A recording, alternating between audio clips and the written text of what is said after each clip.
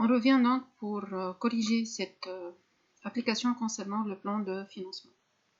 Donc, suite à un ensemble de données, donc il y a quand même beaucoup de données ici.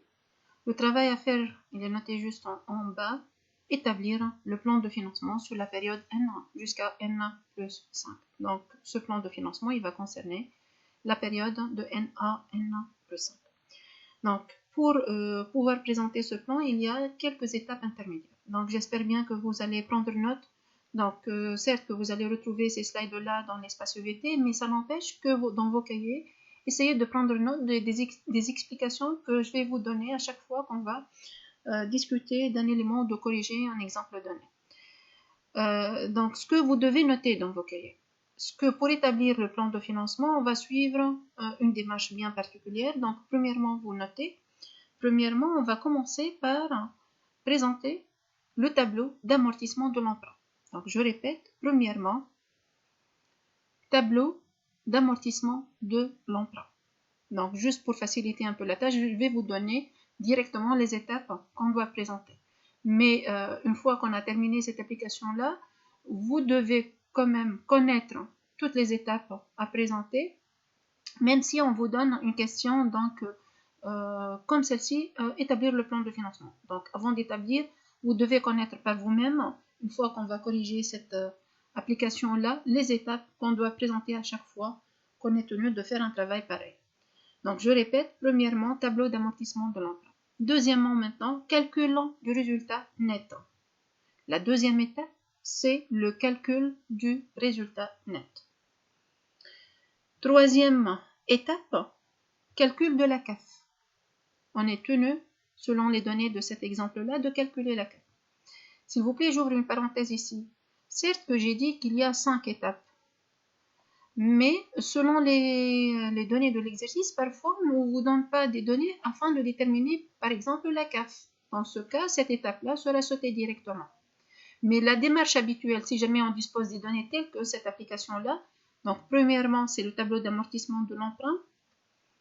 Deuxièmement, calcul du résultat net. Troisièmement, calcul de la CAF. Quatrième étape maintenant, c'est la détermination de la variation du BFR, donc le calcul de la variation du BFR. Puisque lorsqu'on a discuté ressources prévisionnelles, emploi prévisionnel, on a dit que on doit tenir compte aussi bien des diminutions que des augmentations du BFR. Donc, à chaque fois, on est tenu de calculer la variation du BFR. La cinquième et dernière étape, c'est la présentation du plan de financement. Donc, je répète s'il vous plaît. Premièrement, le tableau d'amortissement de l'emprunt. Deuxièmement, calcul du résultat net. Troisième étape, calcul de la CAF. Quatrième, variation du BFR. Et cinquième étape, plan de financement. On commence par le tableau d'amortissement de l'emprunt. Donc, pour pouvoir présenter ce tableau, quelles sont les données qu'on est tenu d'utiliser? Selon toutes ces données-là, bien sûr. Donc, après une petite réflexion, étant donné que je vous ai invité tout à l'heure de lire quand même l'énoncé, c'est cette partie-là. Ça concerne donc l'emprunt. Donc, l'emprunt, il est contacté durant l'exercice N. Il est égal à 1800 dinars. Cet emprunt, il est amortissable, donc, selon le mode d'amortissement constant sur 5 ans. La première tranche, elle est payable fin N plus 1. Et les intérêts sont calculés sur la base de l'emprunt de début de période. Les intérêts sont calculés sur la base de l'emprunt de début de période. Tout en sachant ici la troisième information dont vous disposez au niveau de l'énoncé, le troisième point, c'est que le taux d'intérêt il est égal à 8% par an et il est payable le 31/12 N plus 1. Donc vous voyez ça, ça concerne à quoi est égal le taux d'intérêt. Ce taux il est égal à 8%. Donc, pour présenter ce tableau d'amortissement,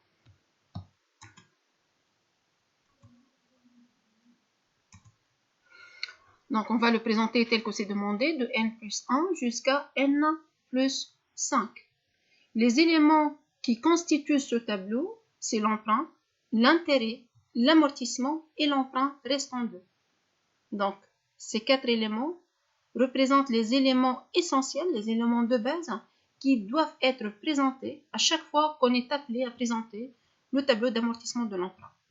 Emprunt, intérêt, amortissement et emprunt restant dû. L'emprunt il est égal à 1800, oui ou non? Donc, ce 1800 est selon le mode d'amortissement constant. Donc, qu'est-ce qu'on va avoir par année? Donc, il faut diviser 1800 par 5. Ok? 1800 par 5, ça nous donne 360.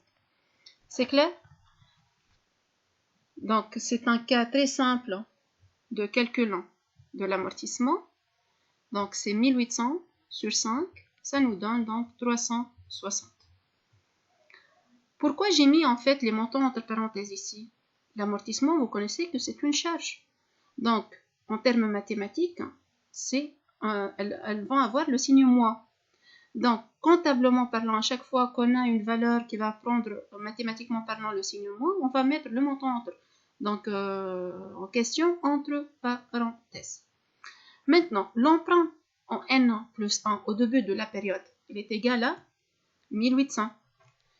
Maintenant, à quoi est égal l'intérêt?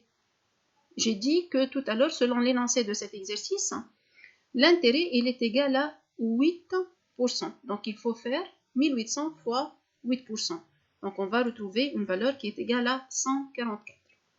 Encore une fois, pourquoi les 144 ici sont mis entre parenthèses? C'est une charge d'intérêt. Donc, à chaque fois que l'entreprise elle va encaisser de l'argent suite à une opération d'emprunt, elle va donc payer la charge d'intérêt. Donc, c'est un décaissement pour la société et c'est pour cette raison qu'on va mettre le montant ici en question entre parenthèses. Maintenant, reste à déterminer à quoi est égal l'emprunt restant dû. Vraiment, à chaque fois que je pose ce problème-là à mes étudiants, toujours on a une confusion.